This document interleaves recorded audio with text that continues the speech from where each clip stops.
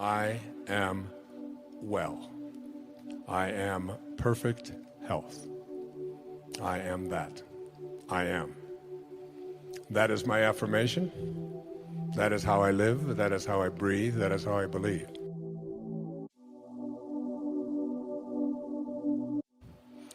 In the book of Joel, there's a line that says, "Let the weak man say, I am strong." Now, one of the things that I want to leave you with here in the time that I have with you today is for you to become conscious of how you use this term, I am. I have a CD, along with my friend James Twyman, that is, what they did with this is, it comes from the Moses Code, which is a book I encourage you to look at, by James Twyman. And what they did is they took the sound in Hebrew of the letters that mean I am that I am. Supposedly this is what God said to Moses. And they have associated the sound with what those letters meant back 1,300 years before the birth of Christ, or 3,300 years ago, and come up with the sound. The sound is a meditation that I do every day. And what I recommend that you do, so what I encourage you to do in terms of manifesting, before I get into the principles, is to take out a piece of paper sometime when you're at home, and it sounds like a silly thing to do, but I want you to do it. I want you to write at the top of that page the word that, T-H-A-T, that, okay? And under that heading, whatever it is that you would like to attract or manifest into your life, I would like you to just write that down, all right? So if it's a job that you want, if it's a relationship that you want, if it's a healing that you want, if it's abundance that you want to attract into your life, whatever it is, just place it underneath that.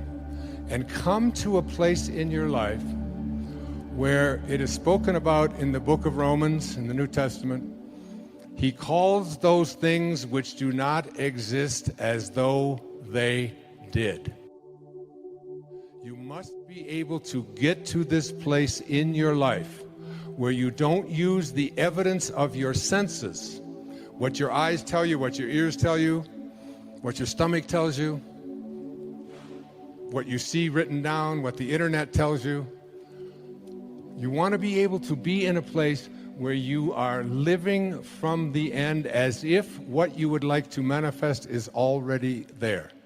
To make a future dream, a present fact, you must assume the feeling of that wish as already being fulfilled. All I can say to you is that so many incredible miracles have manifested into my life since I began practicing this meditation. Life, in all its activities, everywhere manifest, is God in action. Remember what I said earlier, the life in your body is weightless, and it is God. It is what you originated from, it is what you will return to. It is where my mom is right now. And it is only through lack of the understanding of applied thought and feeling that mankind is constantly interrupting the pure flow of that perfect essence of life, which would, without interference, naturally express its perfection everywhere. Saint Germain has come to me. I feel as if I have spoken to him. And one of the things that I know from Saint Germain, from Babaji, is that it's only 1 in a million people who spend any amount of their time giving thanks to the I am presence that is your very essence, your being. Not giving thanks for all of the bounty that you have in your life and for your health and for all of the nice things, but to be in a state of gratitude for the awareness that who you are is this divine essence, this divine being. When I do the meditation, one of the things that I say is I am in a state of continuous gratitude for the I am presence that speaks through my mouth and through my body and through my writing and so on. It's staying in constant contact with the awareness that there is something divine that is what I am. And every time I use this word, I am. The natural tendency of life is love, peace, beauty, harmony, and opulence. This, by the way, is what Lao Tzu said as well. For life cares not who uses it, but is constantly surging to pour more of its perfection into manifestation, always with that lifting process which is ever inherent within itself. I am is the activity of that life. How strange it is that students with sincere interest do not seem to get the true meaning of those two words. When you say and feel, I am, you release the spring of eternal everlasting life to flow on its way unmolested. In other words, you open wide the door of its natural flow. When you say, I am not, you shut the door in the face of this mighty energy. I often tell my audiences, God didn't say when Moses asked, what is your name and who shall I say sent me? He didn't say, my name is I hope things work out for you. He said, my name is I am that I am. That meaning, when he says I am that, that was Nisargadatta's great autobiography, or biography, and a book that I have studied for 30 years now. And he was known as the I am guru in India. And these two words, I am, have so much power within them. I am is the full activity of God. Having placed before you so often the truth of God in action, I wish you to understand its first expression in individualization, in you. All right? The first expression of every individual everywhere in the universe, either spoken word, silent thought, or feeling, is I am, recognizing its own conquering divinity. The student, endeavoring to understand and apply these mighty yet simple laws, must stand guard more strictly over his thoughts and expression in word or otherwise. For every time you say, I am not, I cannot, I have not, you are, whether knowingly or unknowingly, throttling that great presence within you. So, could God say, I am depressed? Could God say, I am sad? Could God say, I am unhappy? I am miserable? Not possible. And every time you say that, you blaspheme. Because when you use the words I am, you are in union, you are in yoga with God. So when I do my yoga practice, and there's certain of these postures and asanas that I have a little more difficulty with others, especially balancing ones and so on.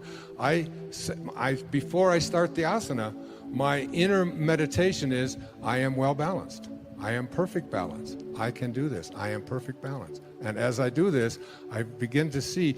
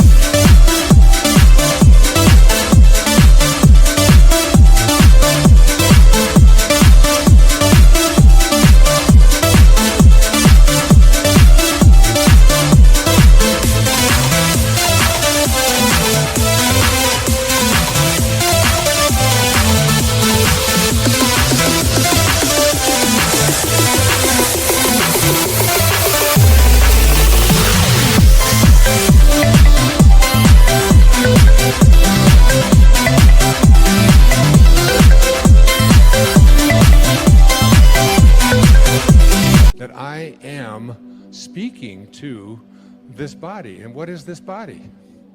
It is nothing more than something temporary that is always changing, so it's not even real.